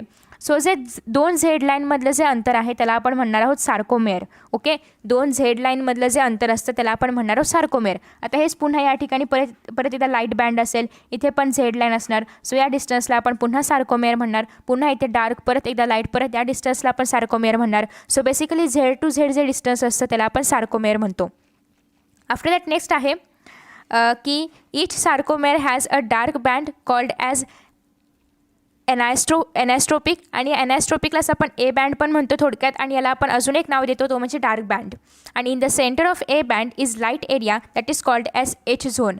आणि या ठिकाणी तुम्ही जर पाहिलं तर हा जो एक डार्क एरिया आहे या डार्क एरियाच्यामध्ये तुम्हाला एक ऑरेंज कलर पाहायला मिळतो आहे, म्हणजे थोडक्यात त्या ब्राऊनपेक्षा थोडासा लाईट कलर पाहायला मिळतो आहे. सो डार्क बँडच्या मध्ये एक लाईट कलर आहे किंवा एक लाईट बँड आहे, त्याला आपण थोडक्यात एच झोन असं म्हणणार आहोत, म्हणजेच हेन्सेन्स झोन असं आपण त्याला म्हणतो. सो बेसिकली फक्त एच झोन लक्षात ठेवलं तरी पण पुरेसं आहे. नेक्स्ट आहे in the centre of H zone there is M line. So तुम्ही जर ह्याला अजून झूम केलं तर हा जो एच झोन आहे याच्यामध्ये पण एक लाईन आहे आणि त्याला आपण म्हणणार आहोत एम लाईन. ओके, सो याच्यामध्ये एक या ठिकाणी लाईन असणार आहे आणि त्या लाईनला नाव देण्यात आलेलं आहे M line. A bands are made up of myosin. हां, हे सगळ्यात महत्त्वाचं आहे की ए बँड्स ए बँड्स म्हणजे काय, जे डार्क बँड्स आहेत तर ते. सो ए बँड्स जे आहेत तर ते मायोसिनने बनलेले आहेत आणि जे लाईट बँड असतात, लाईट बँड म्हणजेच काय की जे ज्याला आपण आय बँड म्हणतो तर ते बनलेले आहेत ॲक्टिनने. सो कोणकोणत्या प्रोटीनने बनले हे पण लक्षात ठेवणं गरजेचं आहे. आणि जर आपण या ठिकाणी पाहिलं तर यामध्ये मायोसिनसोबतच थोड्याफार प्रमाणामध्ये ॲक्टिन पण प्रेझेंट असतं. सो इथे आपण दोन्ही पण घेऊ शकतो, मायोसिन आणि ॲक्टिन. कोणामध्ये, डार्क बँडमध्ये. आफ्टर दॅट नेक्स्ट आता आपण पाहतोय, okay. So on the either side of A band there are light bands called as isotropic, आणि ज्याला आपण आय बँड असंही म्हणतो, ज्यामध्ये फक्त ॲक्टिन असतं. बट डार्क बँड जर आपण पाहिलं, डार्क बँड किंवा ए बँड यामध्ये ॲक्टिन पण असतं आणि मायोसिन पण असतं. पण आय बँडमध्ये फक्त आणि फक्त ॲक्टिन असतं. सो आफ्टर दॅट नेक्स्ट आहे की myosin are thick and dark coloured while actin filaments are thin and light coloured. So याचा अर्थ काय, या ठिकाणी जो आपल्याला डार्क झोन पाहायला मिळतो आहे किंवा डार्क बँड पाहायला मिळतो आहे, डार्क बँडमध्ये काय आहे, मायोसिन. ॲक्टिन पण आहे पण जास्त प्रमाण असणार आहे मायोसिनचं. आणि मायोसिन कसं असतं, बेसिकली थिक असतं म्हणजे जाड असतं आणि सोबतच डार्क कलरचं असतं, त्याच्यामुळे याला डार्क बँड आपण असं म्हणतो. आणि नेक्स्ट जे आहे ॲक्टिनपासून बनलेलं आहे ते म्हणजे लाईट बँड, आणि ॲक्टिन थोडंसं थिन असतं as compared to the myosin. So हा जो बँड असणार आहे हा थोडासा थिन असणार आहे आणि लाईट कलरमध्ये असणार आहे. आफ्टर दॅट नेक्स्ट आहे की adjacent light bands are separated by Z line. So हा लाईट बँड आणि हा लाईट बँड यांच्यामध्ये काय आहे, झेड लाईन आपल्याला पाहायला मिळते आणि दोन झेड लाईनमधलं डिस्टन्स म्हणजे सार्कोमियर. आफ्टर दॅट नेक्स्ट आहे की dark and light bands on neighbouring myofibres correspond with each other and hence the muscle gets striated appearance. आणि या ठिकाणी जर आपण पाहिलं तर इथे एक लाईट बँड, मग एक डार्क बँड, मग लाईट, मग डार्क, याच्यामध्ये स्ट्रेशन्स तयार होतात आणि त्याच्यामुळे आपल्याला स्ट्रेटेड मसल पाहायला मिळतं, म्हणजे असे बँडवाले मसल किंवा मध्ये मध्ये कलर असणारे असे स्ट्रक्चरवाले मसल आपल्याला पाहायला मिळतात, muscle tissues. So after that next आहे skeletal muscle show quick and strong voluntary contraction. हे वॉलंटरी आहे, आपल्या मर्जीनुसार आपण याला हलवू शकतो. आपल्या बायसेप्समध्ये जे मसल्स आहेत त्याला आपण म्हणतो स्केलेटल मसल्स. सो ते आपल्या मर्जीनुसार आपण हलवू शकतो आणि ऑब्वियसली याचं कॉन्ट्रॅक्शन आपल्या हातामध्ये आहे, आपल्या कंट्रोलमध्ये आहे. They bring about voluntary movements of the body. You will study about working of skeletal muscle in the chapter that is movement and locomotion. So तुम्ही हे पुढच्या चॅप्टरमध्ये पाहणार आहातच. नेक्स्ट आता आपण पाहतोय एक्स्ट्रा इन्फॉर्मेशन आहे थोडीशी रेड आणि व्हाईट पिगमेंटबद्दल. So on the basis of amount of a red pigment skeletal muscles are of two main types, that is red and white. So red muscles contain very high amount of myoglobin. Myoglobin म्हणजे काय, मसलमध्ये असणारं, थोडक्यात मसलमध्ये असणारं haemoglobin, याला आपण myoglobin म्हणू शकतो. while white muscles contain very low amount of myoglobin. So basically red मसल्समध्ये खूप मोठ्या अमाऊंटमध्ये मायोग्लोबिन प्रेझेंट असतं आणि व्हाईट मसल्समध्ये कमी अमाऊंटमध्ये मायोग्लोबिन प्रेझेंट असतं. सो डिपेंड अपॉन मायोग्लोबिन कसं आहे, किती अमाऊंटमध्ये आहे, याचे दोन प्रकार पडतात, रेड मसल आणि व्हाईट मसल. कोणाचे, स्केलेटल मसलचे. So myoglobin is an iron containing red colour pigment which is present only in the muscles. जसं की आपल्या ब्लडमध्ये हिमोग्लोबिन असतं त्याप्रमाणे मसल्समध्ये मायोग्लोबिन असतं, त्याच्यामध्ये पण आयरनच प्रेझेंट असणार आहे आणि ते पण रेड कलरचं असणार आहे. It consist of 1 haem and 1 peptide bond. So या ठिकाणी 1 हेम बॉन्ड असणार आहे आणि 1 पॉलीपेप्टाइड बॉन्ड असणार आहे. It can carry 1 molecule of oxygen, त्याच्यासोबत 1 मॉलिक्यूल ऑफ ऑक्सिजन असतं. जर आपण हिमोग्लोबिन पाहिलं तर हिमोग्लोबिनमध्ये आयरनसोबत 4 मॉलिक्यूल ऑफ ऑक्सिजन असतात, 2 अल्फा आणि 2 बीटा. बट इथे जर आपण पाहिलं तर याच्यामध्ये मायोग्लोबिनमध्ये फक्त 1 मॉलिक्यूल ऑफ ऑक्सिजन आपल्याला पाहायला मिळतं. So due to presence of myoglobin the muscles can obtain their oxygen from 2 sources, that is myoglobin and also haemoglobin. जर एखाद्या मसल फायबरमध्ये किंवा मसल्स टिश्यूजमध्ये जर मायोग्लोबिन प्रेझेंट असेल तर त्याचा एक बेनिफिट असा होतो की ते मसल फायबर मायोग्लिनद्वारे सुद्धा आणि सोबतच हिमोग्लोबिनद्वारे सुद्धा ऑक्सिजन जे आहे ते घेऊ शकतं, खेचून घेऊ शकतं किंवा ऑप्टेन करू शकतं. सो याचा एक असा फायदा आहे की ते जास्त ऑक्सिजन त्या ठिकाणी त्याला मिळू शकतं. कोणामुळे, मायोग्लोबिनमुळे. मायोग्लोबिन असणारे जास्त अमाऊंटमध्ये असेल तर रेड मसल आणि जास्त अमाऊंटमध्ये नसेल तर व्हाईट मसल. नेक्स्ट आता आपण पाहतोय स्मूथ मसल किंवा याला नॉन स्ट्रेटेड पण म्हणतो आपण. नॉन स्ट्रेटेड का, तर याच्यामध्ये light bands and dark bands आपल्याला पाहायला मिळत नाहीत, सो त्याच्यामुळे non striated. These muscles are present in the form of sheets or layers. हे एकतर शीटप्रमाणे किंवा लेअरप्रमाणे असतात. आफ्टर दॅट नेक्स्ट आहे की each muscle cell is spindle shaped. Spindle म्हणजे हे असे निमुळते होत जाणारे, थोडेसे मध्ये जाड आणि बाकी ठिकाणी निमुळते होत जाणारे, अशा प्रकारे यांचा शेप असतो. दी मसल्स आर अनब्रांच्ड आहेत. हे वेगळं आहे, हे वेगळं आहे. जर आपण या ठिकाणी स्केलेटल मसल्स पाहिलं तर स्केलेटल मसल्स ब्रांच्ड होते. सो बेसिकली तुम्ही जर या ठिकाणी पाहिलं, लेट मी शो यू, तर या ठिकाणी ब्रांचेस आहेत. हे ह्याला जॉईंट आहे, हे याला जॉईंट आहे, असे या ठिकाणी ब्रांचेस आहेत आणि हे काय आहे, न्यूक्लियस आहे. ओके. सो बट जर आपण या ठिकाणी स्मूथ मसलमध्ये पाहिलं तर स्मूथ मसल कुठेही ब्रांच्ड वगैरे नाही आहेत, ते अनब्रांच्ड आहेत. नेक्स्ट आहे यांच्यामध्ये एक छोटंसं न्यूक्लियस प्रेझेंट आहे आणि हे युनिन्यूक्लिएटेड आहेत, एकच सिंगल न्यूक्लियस यांच्यामध्ये प्रेझेंट असतं. सार्कोप्लाझम कंटेन्स मायोफायब्रिल्स आणि हे जे या ठिकाणी सायटोप्लाझम ज्याला की आपण सार्कोप्लाझम म्हणतो आहे, तर त्या ठिकाणी बरेचसे मायोफायब्रिल्स आहेत. तुम्ही या ठिकाणी हे पाहू शकता, हे सगळे जे लाईन्स आहेत तर ते आहेत मायोफायब्रिल्स. नेक्स्ट आहे myofibrils are made up of contractile proteins called as actin आणि मायोसिन. ॲक्टिन आणि मायोसिनपासून हे मायोफायब्रिल्स तयार झालेले आहेत आणि तुम्हाला असंही विचारलं जाऊ शकतं की कॉन्ट्रॅक्टाईल प्रोटीन्स कोणते आहेत, तर ते आहेत ॲक्टिन आणि myosin. Smooth muscle contain less myosin and more actin as compare to the skeletal muscle. Skeletal मसलच्या कंपॅरेटिव्हली जर आपण पाहिलं तर स्मूथ मसलमध्ये मायोसिनचं प्रमाण कमी असतं आणि ॲक्टिनचं प्रमाण जास्त असतं. स्ट्रेशन्स आर ॲबसेंट. या ठिकाणी कोणतेही स्ट्रेशन्स पाहायला मिळत नाहीत, म्हणजे कोणतेही तुम्हाला लाईट बँड, डार्क बँड वगैरे असं काही पाहायला मिळणार नाही. These muscles undergo slow and sustained इनव्हॉलंटरी contraction. याचं कॉन्ट्रॅक्शन आपल्या हातामध्ये नसतं, हे कॉन्ट्रॅक्शन इनव्हॉलंटरी आहे, आपल्या मर्जीनुसार चालत नाही. They are innervated bye autonomous nervous system आणि मोस्टली हे ॲटोनॉमस नर्वस सिस्टमच्या अंडर काम करत असतं. आपल्या बॉडीमध्ये 3 प्रकारचे नर्वस सिस्टम आहेत, सेंट्रल नर्वस सिस्टम, PNS ज्याला आपण CNS ज्याला आपण म्हणतो, PNS ज्याला आपण म्हणतो आणि ANS ॲटोनॉमस नर्वस सिस्टम. तर अशा प्रकारे 3 प्रकारचे नर्वस सिस्टम आपल्या बॉडीमध्ये आहेत. त्यापैकी जे ॲटोनॉमस नर्वस सिस्टम आहे तर याच्या अंडर स्मूथ मसल काम करणार. नेक्स्ट आहे these are found in walls of visceral organs. Visceral organs म्हणजे आपल्या बॉडीमध्ये जे स्टमक रिलेटेड ऑर्गन्स ज्याला आपण म्हणू शकतो किंवा डायजेशन रिलेटेड ऑर्गन्स ज्याला आपण म्हणू शकतो, तर ते येणार आहेत स्मूथ मसलचे. नेक्स्ट आहेत ब्लड वेसल्स आहेत आणि हेच they are also called as visceral muscles. They may be arranged lengthwise म्हणजे लॉंगिट्युडिनल असेल किंवा ॲज अ सर्कम्फेरन्स म्हणजे सर्क्युलर मसल्स असतील ऑफ एनी ऑर्गन. ते ऑर्गन काय काम करतं, त्या ऑर्गनचा शेप कसा आहे याच्या आधारावरती हे मसल्स अरेंज केले जातात. नेक्स्ट आता आपण पाहतोय लास्ट प्रकार जो की आहे कार्डिएक मसल. नावातच कार्डिएक आहे आणि ॲज यू नो की कार्डिएक बऱ्याचदा हार्टशी निगडीत जे काही असतं त्यासाठी वापरलं जातं. सो कार्डिएक मसल फक्त आणि फक्त आपल्या हार्टमध्ये प्रेझेंट असतात. Muscle of this tissue show characters of both striated and non striated fibres.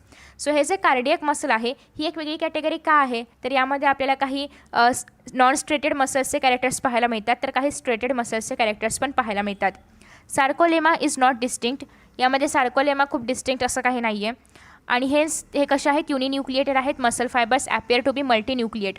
So इथे जर आपण पाहिलं हे कसं युनिन्यूक्लिएटेड आहे. सो बेसिकली तुम्ही जर पाहिलं तर हा एक आहे आणि याच्यामध्ये 1 minute let me show you.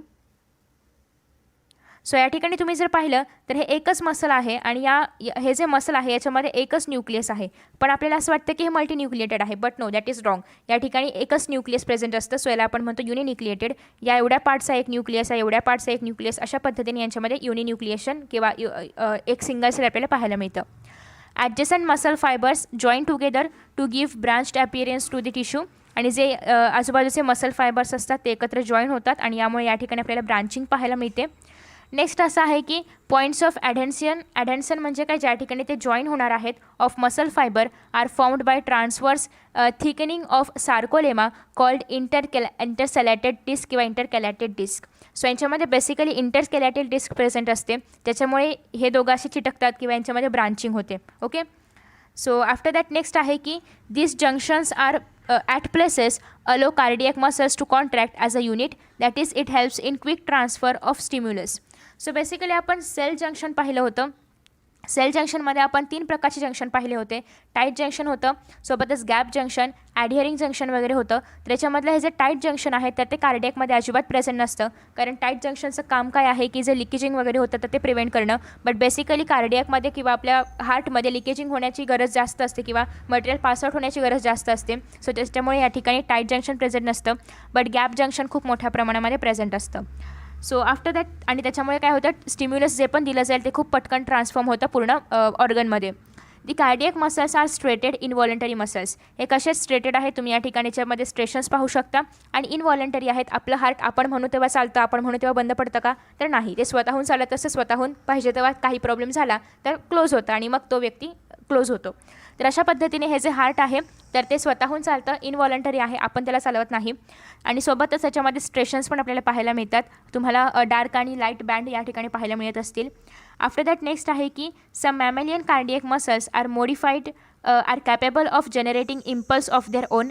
काही मॅमेलियन कार्डियक मसल्स मॉडिफाय झालेले आहेत, डेव्हलप झालेले आहेत की ते स्वतःचे इम्पल्सेस जनरेट करू शकतात. Hence mammalian heart is a myogenic heart, आणि त्यामुळे मॅमॅलियन हार्टला आपण मायोजेनिक हार्ट असंही म्हणू शकतो. In some animals cardiac muscles need neutral stimulus to initiate the concentration. But काही ॲनिमल्समध्ये कार्डियक मसल्सला एक म्हणजे स्टिम्युलसची गरज असते की स्टिम्युलस मिळाल्यानंतरच ते स्वतःचं कॉन्ट्रॅक्शन वगैरे सुरू करतं.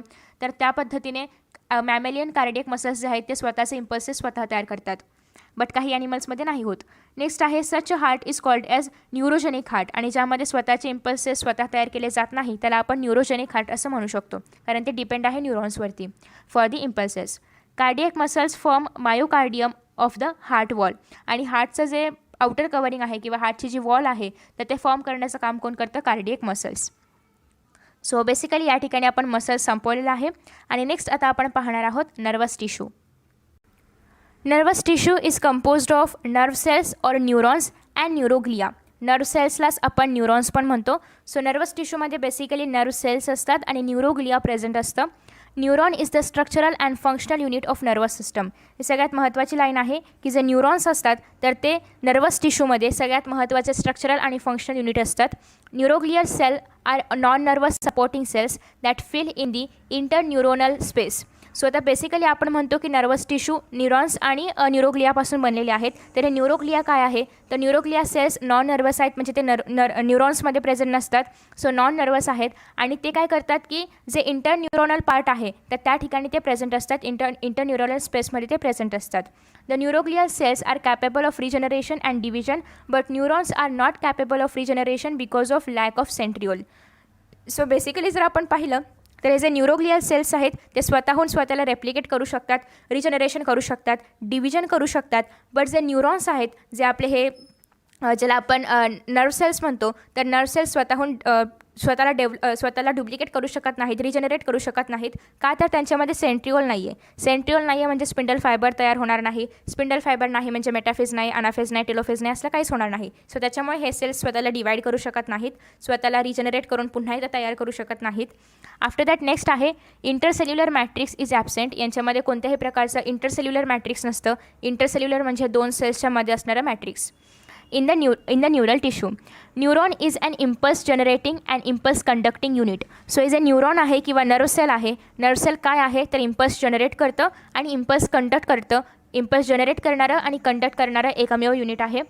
They bring about quick communication with in the body. आपल्या बॉडीमध्ये फटाफट कम्युनिकेशन घडवण्याचं काम कोण करतं? नर्व सेल्स करतं. आपल्या हाताला भाजलं की पटकन ब्रेनपर्यंत इन्फॉर्मेशन पोहोचते. आपण लगेच हात बाजूला घेतो की मेणबत्तीवरच ठेवतो? नाही, आपण बाजूला घेतो. म्हणजे ही जी इन्फॉर्मेशन पटकन पोहोचणं आहे हे कोणामुळे होतं? नर्व सेल्समुळे होतं.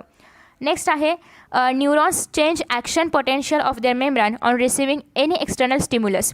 ज्याप्रमाणे स्टिम्युलस मिळेल, जसं की आपण आता मेणबत्तीचं एक्झाम्पल घेतलं. मेणबत्ती आहे समोर, आपण त्याच्यावरती हात ठेवला तर आपण हात तसंच ठेवतो का? तर नाही. आपल्याला मेणबत्तीमधून असं काहीतरी स्टिम्युलस मिळते की जे आपल्या स्किनला चांगलं नाही आहे किंवा आपला हात त्या ठिकाणी भाजतोय हे त्या न्यूरॉन्सपर्यंत पोहोचतं. ते न्यूरॉन्स ही सगळी इन्फॉर्मेशन ब्रेनपर्यंत पोहोचवतं. परत ब्रेन काय करायचं हे ठरवतं आणि मग आपला हात तिथून निघतो. म्हणजे हे किती फास्ट होत असेल याच्यावरून तुम्ही ते न्यूरॉन्स किती फास्ट काम करतात याचा अंदाज लावू शकता. नेक्स्ट आहे की this property of neuron is called as excitability. So हे जे एक्साईट होणं आहे की काहीतरी झालं आणि पटकन इन्फॉर्मेशन पोहोचवली, हे जे एक्सायटेबिलिटी आहे हे कशामध्ये असते? न्यूरॉन्समध्ये. सो ती एक खूप मोठी अशी किंवा खूप स्पेशल अशी प्रॉपर्टी आहे न्यूरॉन्सची.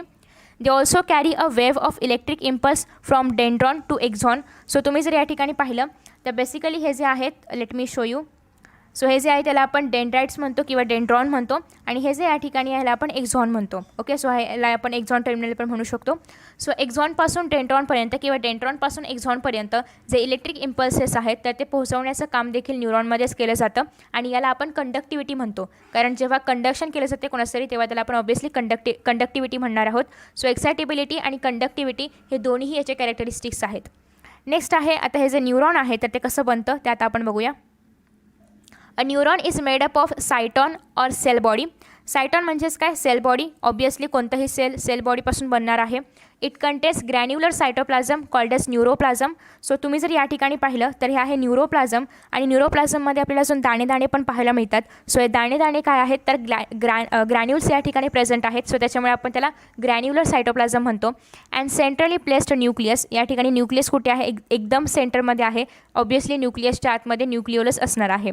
नेक्स्ट आहे न्यूरोप्लाझम कंटेन्स मायटोकॉन्ड्रिया. यामध्ये सगळं असतं. मायटोकॉन्ड्रिया आहे, गोल्जी ॲपॅरेटस आहे, रफ एंडोप्लाझमिक रेटिक्युलम आहे, ग्रॅन्युल्स आहेत. आणि हे जे ग्रॅन्युल्स आहेत जे आपल्याला या ठिकाणी टिपके टिपके पाहायला मिळतात, तर ग्रॅन्युल्सलाच आपण निसेल्स ग्रॅन्युल्स असं म्हणतो. हे निसेल्स ग्रॅन्युल्स बनलेले असतात RNA पासून. आफ्टर दॅट नेक्स्ट आहे, हे पण तुम्हाला विचारलं जाऊ शकतं. आफ्टर दॅट नेक्स्ट आहे की cell body gives out 2 types of processes, namely dendron and axon. आता या ठिकाणी सेल बॉडी जी आहे, म्हणजे हे पूर्ण जे सेल बॉडी आहे किंवा पूर्ण सेल जे आहे, यापासून 2 प्रकारचे पार्ट्स तयार होतात. एकतर हे वरचे जे आहेत हे डेंड्रॉन्स आणि खालचे जे आहेत ते एक्झॉन. एक शेपटी जी आहे ते एक्झॉन आणि हे जे ब्रांचेस आहेत त्याला आपण डेंड्रॉन म्हणतो. So the fine branches of dendron are called as dendrites. आणि हे जे ब्रांचेस आहेत ॲक्च्युअल ब्रांचेस त्याला आपण म्हणणार आहोत डेंड्राइट्स. आणि हा जो यांचा मूळ आहे त्याला आपण म्हणणार आहोत डेंड्रॉन. नेक्स्ट आहे the fine branches are called as dendrites and they carry impulse towards cyton. आणि इकडून इम्पल्स घेणं आणि या सायटॉनला प्रोव्हाइड करणं म्हणजे सेल बॉडीमध्ये आणण्याचं काम कोण करणार आहे? डेंड्राइट्स. ओके. सो बाहेरून एक्सटर्नल स्टिम्युलस किंवा जे पण इम्पल्स असेल तर ते घेणं किंवा एक्झॉनकडून घेणं, दुसऱ्या एक्झॉनकडून घेणं आणि ते आतमध्ये सेल बॉडीला पुरवणं याचं काम करणार आहे डेंड्राइट्स. आफ्टर दॅट नेक्स्ट आहे एक्झॉन, म्हणजे शेपटी कशी बनलेली आहे.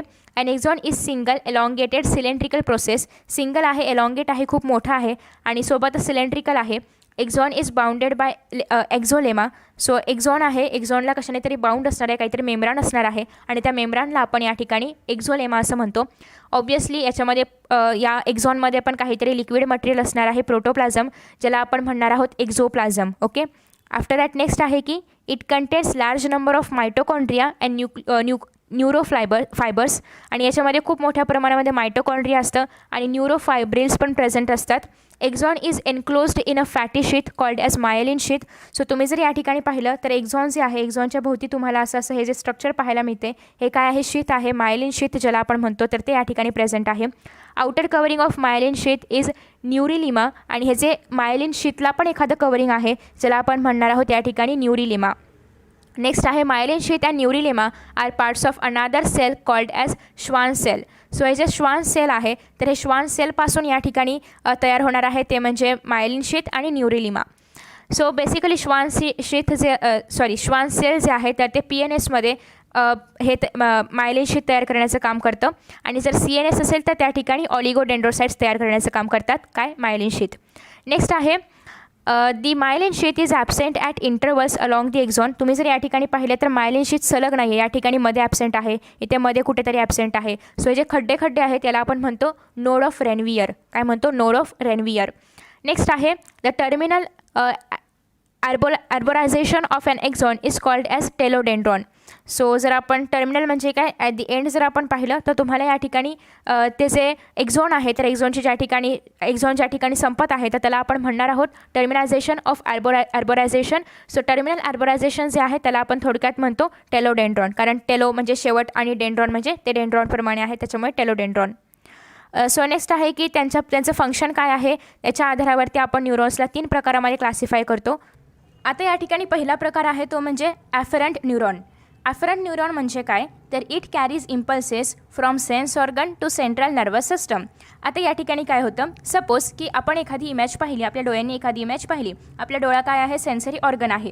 मग आपल्या डोळ्यामधली ती इमेज हळूहळू आतमध्ये जाऊन ती कशी जाते किंवा ती कशी उमटते हे सगळं तुम्ही लेन्सेस चॅप्टरमध्ये ऑलरेडी 10th स्टँडर्डला पाहिलेलं आहे. सो ही इमेज काय होते? रेटिनावरती तयार होते. रेटिनाकडून हे जे नर्व सेल्स आहेत तर ती इमेज घेऊन जाणार आहेत ब्रेनपर्यंत. ओके. सो असं जे काय चालणार आहे याला आपण म्हणणार आहोत ॲफरंट न्यूरॉन. आणि सोबतच ही जी इन्फॉर्मेशन आहे तर ती सेंट्रल नर्वस सिस्टमपर्यंत घेऊन पाठवली जाते आणि याला आपण सेन्सरी न्यूरॉन असंही म्हणतो.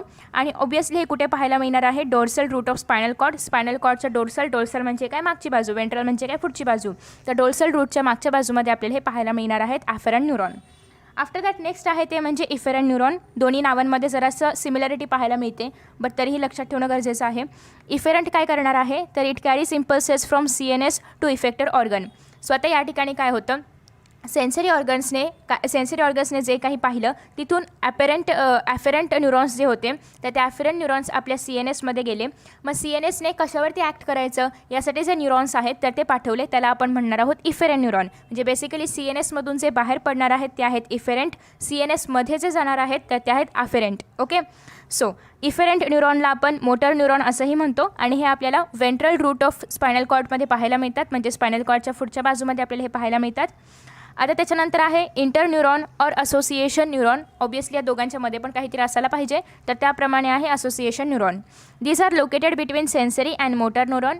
सेन्सरी न्यूरॉन आणि मोटर न्यूरॉन यांच्यामध्ये आपल्याला हे पाहायला मिळतात. These perform processing, integration of sensory impulses and activate appropriate motor neuron to generate motor impulse.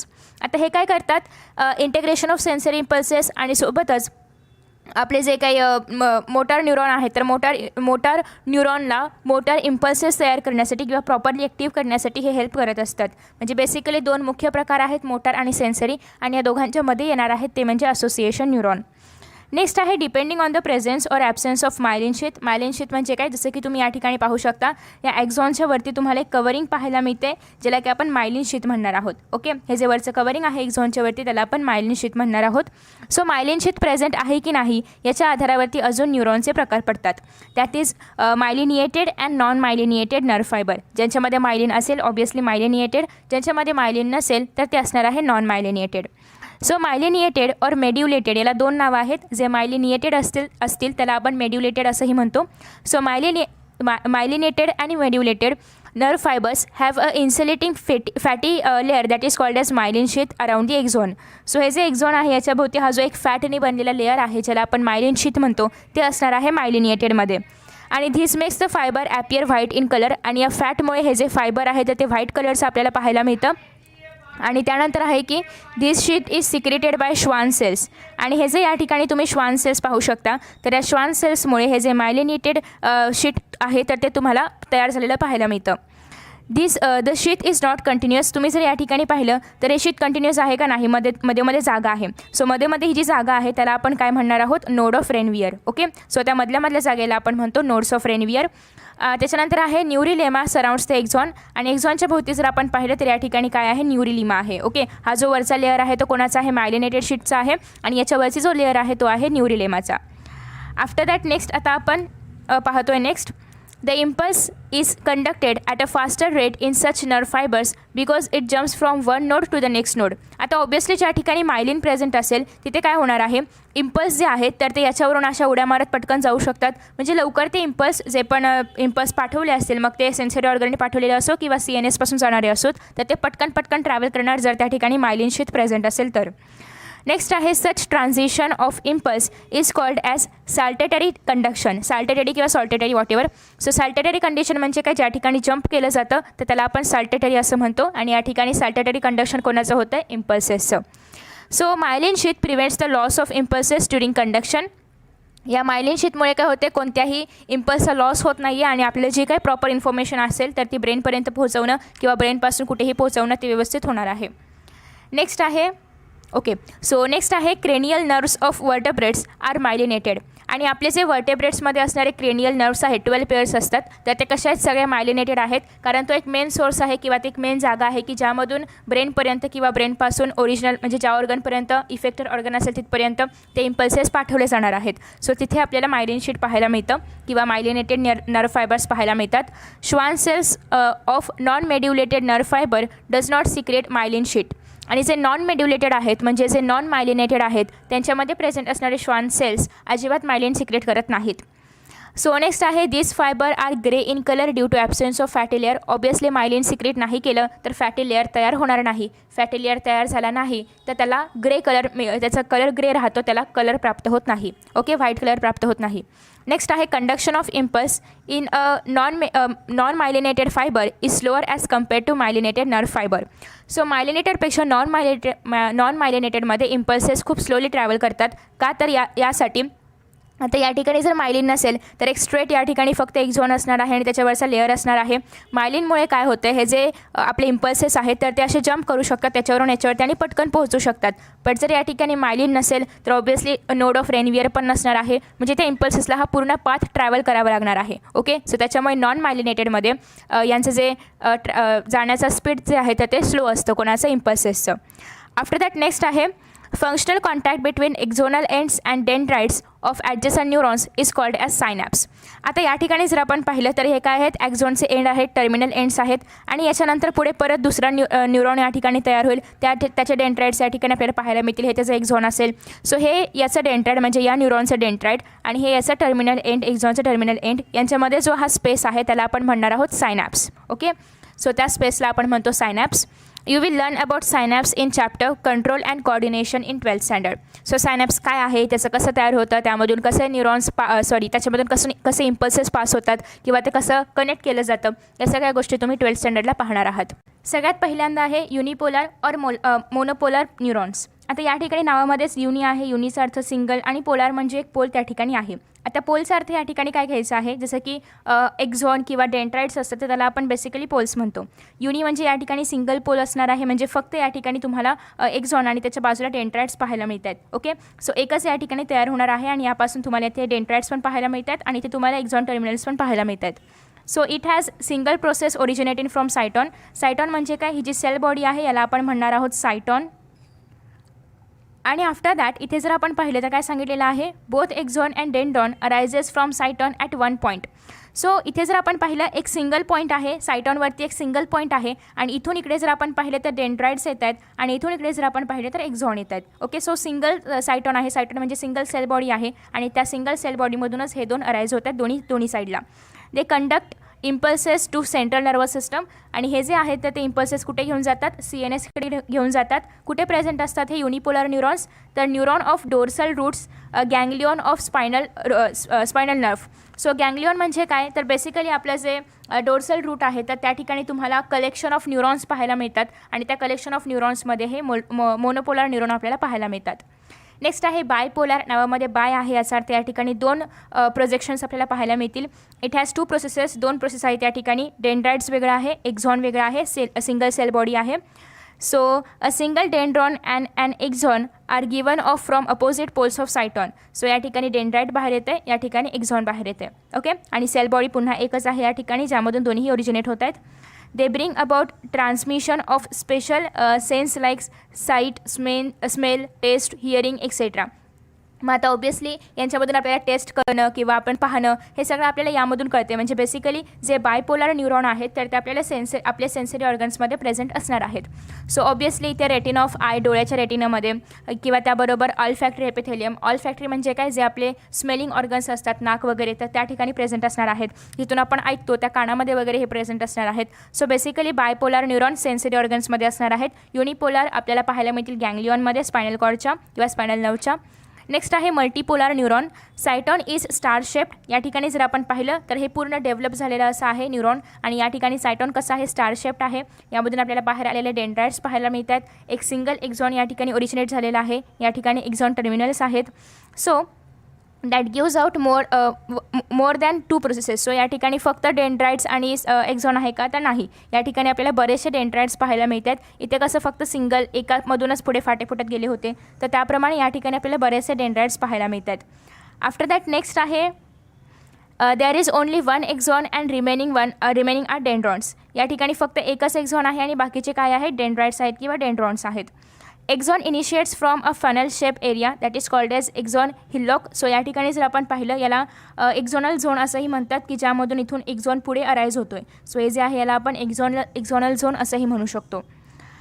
After that तुम्ही जर या ठिकाणी पाहिलं तर तुम्हाला नर्वचं स्ट्रक्चर पाहायला मिळते, जसं की स्पायनल कॉर्डचं कवरिंग कसं असतं किंवा या ठिकाणी एक्झॉन कसं बाहेर येतं, मायलिन शीट कसं पाहायला मिळतं. सोबतच या ठिकाणी एंडोन्युरियम म्हणजे काय, न्यूरॉनच्या आतमधलं कवरिंग, पेरिन्युरियॉन म्हणजे त्याच्या बाहेरचं कवरिंग आणि हे सगळे मिळून जेव्हा एक स्ट्रक्चर तयार करतात या सगळ्याचं आउटर कवरिंग याला आपण एपिन्युरियम म्हणणार आहोत.